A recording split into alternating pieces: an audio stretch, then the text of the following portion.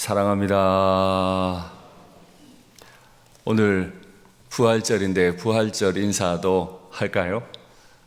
해피 이스터. 예, 여러분도 어색해 하시네요. 그래도 한번 하시죠. 해피 이스터. 네, 부활절 되니 좋으네요. 꽃도 이렇게 있고, 저도 제가 가진 넥타이 중에 가장 하얀색에 근접한 색으로 넥타이를 했습니다. 주님께서 어둠의 빛을 몰아내시고 우리 영혼에 밝은 빛 주시기를 원합니다. 모든 슬픔과 고통을 걷어내시고 부활의 소망을 우리 가운데 부어주시기를 원합니다. 아멘. 지난 한 주 기도하시느라고 애를 쓰셨지만은 하나님께서는 우리에게 여호와 삼마의 꿈, 더 이상 수치스러울 수 없고 더 이상 더러운 죄를 지을 수 없는 그런 우리들 가운데 내가 거기에 있겠다 말씀해 주셨던 우리 주님의 높이 들린 손, 우리 주님이 높이 세우신 기치, 그 십자가로 인해서 우리가 구원받음을 믿습니다. 그 주님의 부활이 우리의 부활이 됨을 믿습니다. 그리고 오늘 마태는 기록합니다. 안식일이 다 지나고 안식 후 첫날 새벽이 되려는 때에 막달라 마리아와 또 다른 마리아가 무덤을 보려고 갔다. 금요일 저녁, 토요일 저녁, 그 이틀은 정말 긴 시간이었을 겁니다. 그리고 그 이틀은 예수님을 사랑했던 수많은 제자들에게는 너무너무 고통스러운 시간이었습니다. 그 안식일까지 다 지나고 안식 후 첫날이 되려는 새벽에 막달라 마리아, 또 다른 마리아. 27장 마지막 부분에도 보면 갈릴리에서부터 내려온 많은 여자들이 있었다라고 기록합니다. 성경 곳곳에는 여제자들의 헌신이 굉장히 뛰어납니다. 남자들이 없는 곳에도 여성들은 가 있었어요.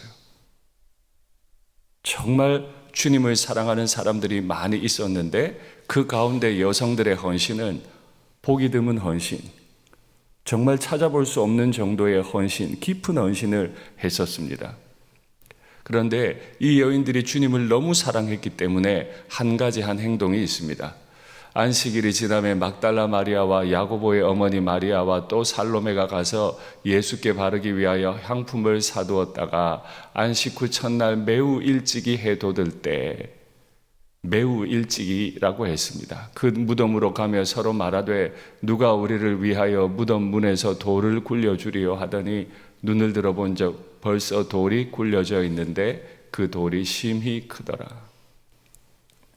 이 여인은 예수님을 너무너무 사랑했습니다. 그런데 예수님을 사랑하는 만큼 지혜로웠던 것 같지는 않아요. 먼저 그들은 향품을 사서 예수님께 바르기 위해 무덤을 향해 갔다라고 기록합니다. 자신의 일을 하고자 했던 거죠. 그러나 예수님의 말씀을 믿지는 않았어요. 내가 고난을 당하고 사흘 만에 살아나리라 라고 분명히 말씀하셨음에도, 귀로 들었음에도 그 여인들은 믿을 수는 없었어요. 그래서 여전히 예수님이 죽어 계시다고, 시신으로 계시다고 믿고 돈을 내고 향품을 샀습니다. 그리고 사랑의 마음으로 예수님의 시신에 바르려고 갔던 거예요. 사랑은 하는데, 열정은 있는데 그대로 믿지는 못하는 그런 모습이네요. 그리고 그들의 모자람은 또 있어요.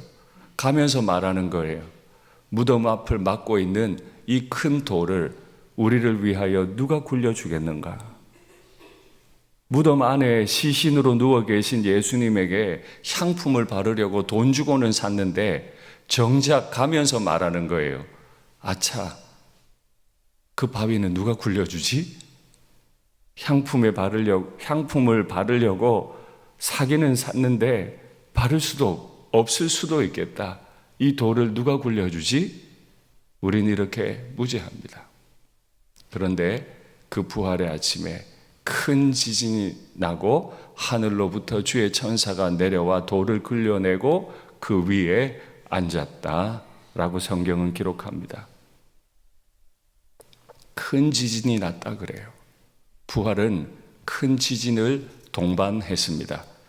예수님께서 십자가에 못 박히실 때 땅에 큰 지진이 나면서 땅이 흔들린 일이 있습니다. 구주의 죽으심이 땅을 흔들어 버렸어요. 우리 구주의 부활이 또다시 땅을 흔들어 댑니다. 맞아요. 부활은 이 땅에 없었던 일이고, 부활은 이 땅을 흔들 만한 사건이고, 부활은 우리의 모자람을 다 흔들어 버릴 만한 일이고, 부활은 이 땅의 모든 가치 체계들을 완전히 흔들어 바꾸어 놓을 만한 사건임을 믿습니다. 그래서 부활은 천사가 직접 내려와서 돌을 굴려주는 사건이 됐어요. 맞아요. 우리가 돌을 굴릴 수 없는 때가 올지도 모릅니다. 그러면 거기서 멈추면 돼요. 그러나 주님은 돌을 굴려내셔서라도 주님의 일을 감당해 가시는 줄 믿습니다. 그렇게 지진이 나고 천사가 내려오고 천사들이 돌을 굴려내는 모습을 보니까 로마 경비병들은 죽은 자같이 되어버렸습니다. 부활을 목격하면 이렇게 되는 거예요. 부활을 목격하면 죽은 자같이 돼요. 로마 군대는 누굽니까? 세상에서 가장 용맹한 사람들 아니에요? 총독 빌라도가 임명하고 대제사장들의 요청으로 무덤을 지키던 경비병들 아니에요? 그런데 땅이 지진이 나고 천사가 임하는 걸 보더니 죽은 자같이 쓰러져 버립니다. 그러면 그 부활을 목격한 여인들은 어떻게 됐을까요? 마가는 이렇게 기록합니다. 여자들이 몹시 놀랐다, 떨었다, 도망했다, 무서워했다, 아무에게 아무 말도 하지 못했다. 부활은 우리를 초라하게 만들어 버립니다. 부활은 우리의 입을 닫게 만듭니다. 부활은 예수님을 향한 우리의 사랑과 예수님을 향한 우리의 열정과 예수님에 대한 우리의 지혜에 입을 닫게 만들어 버립니다. 아무 말도 못하게 만들어요. 이 정도로 부활을 경험하십니까? 그저 부활이 책에 나오는 오래전 이야기로만 머릿속에 있는 거 아닙니까? 이 부활의 아침을 기다리며 펄펄 떨고 죽음을 이기신 구주께서 여호와 삼마 내 안에 계신다고? 죽음을 이기신 그분께서 나를 사랑하신다고? 죽음을 이기신 그분께서 나에게 오신다고? 이게 두려워서 멀미가 나고 이게 두려워서 감당이 안 되는 그런 경험을 이 부활의 아침에 하시면 좋겠어요. 부활을 생각만 해도 마음이 어려워요. 그러나 부활을 생각만 해도 또 다른 기쁨이 있어요. 그렇게 여자들이 아무에게 아무 말도 못할 지경이 되어 있자 천사들이 그 여인들에게 이런 소명을 줍니다. 천사가 여자들에게 말하여 이르되 무서워하지 마라. 부활을 봤는데 무서워하는 거예요. 우리는 부활을 보고 싶잖아요. 부활 보면 막 기뻐할 것 같잖아요. 부활하신 예수님 보면 달려가서 막 안겨버릴 것 같잖아요.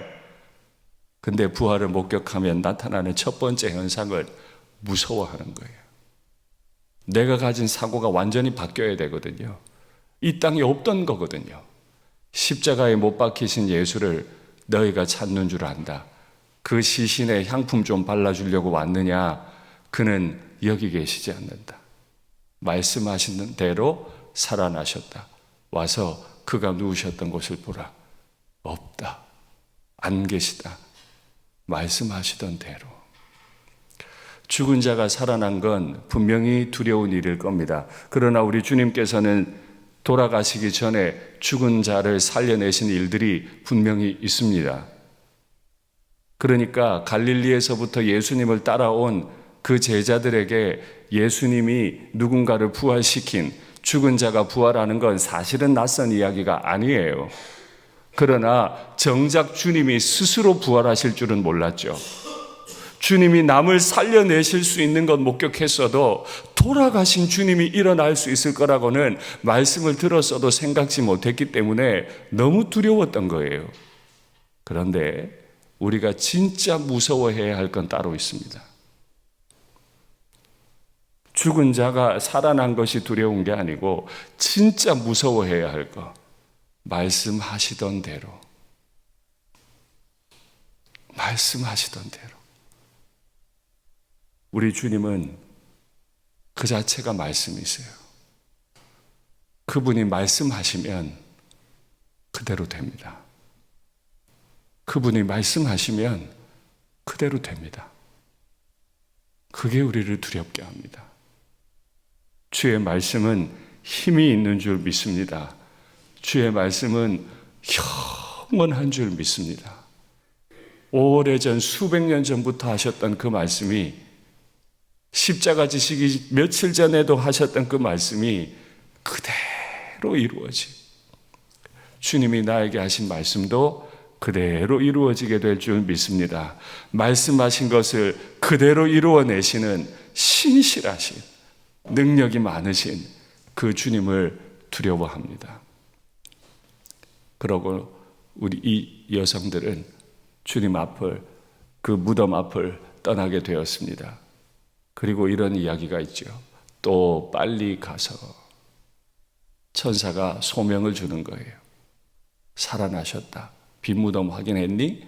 또 빨리 가서 그의 제자들에게 이르되 그가 죽은 자 가운데서 살아나셨고 너희보다 먼저 갈릴리로 가시나니 거기서 너희가 배우리라 하라.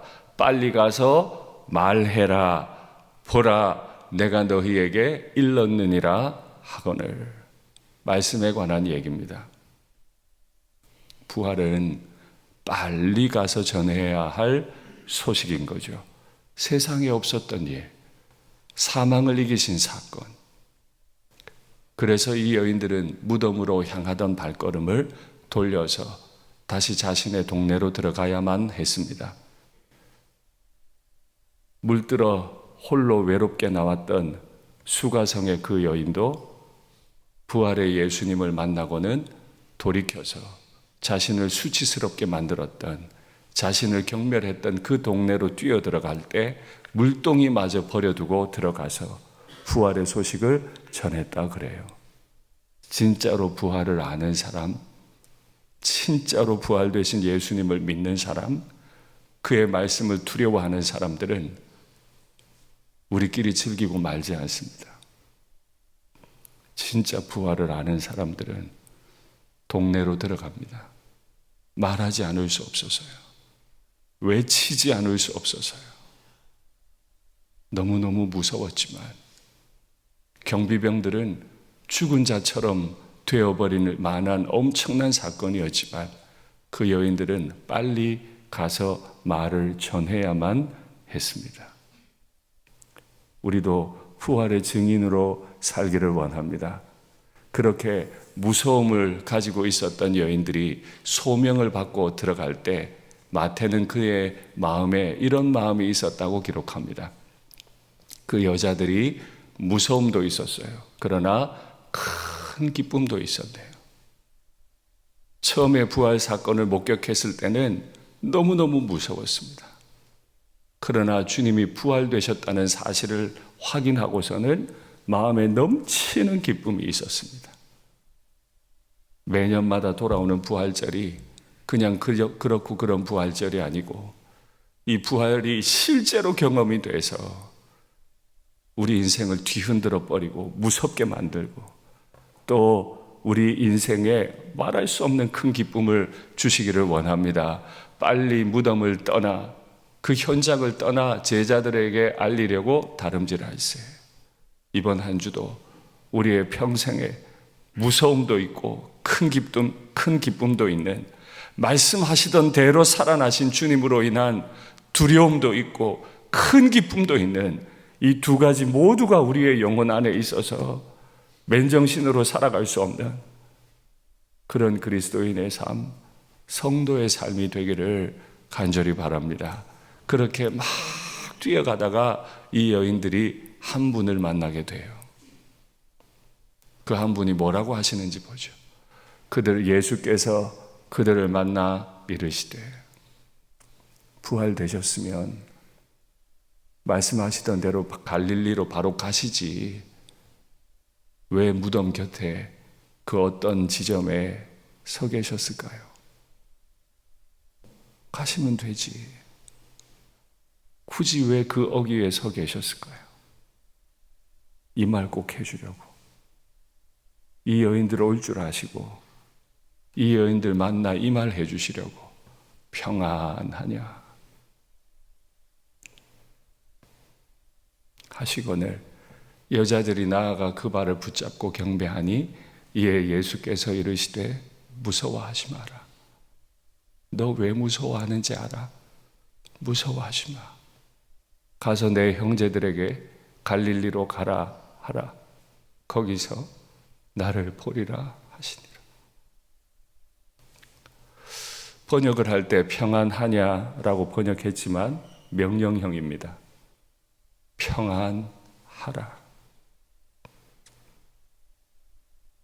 말씀하시던 대로 부활되셨던 주님께서 무서워 떨고 있는 여인들에게 내가 말하노니 평안해라.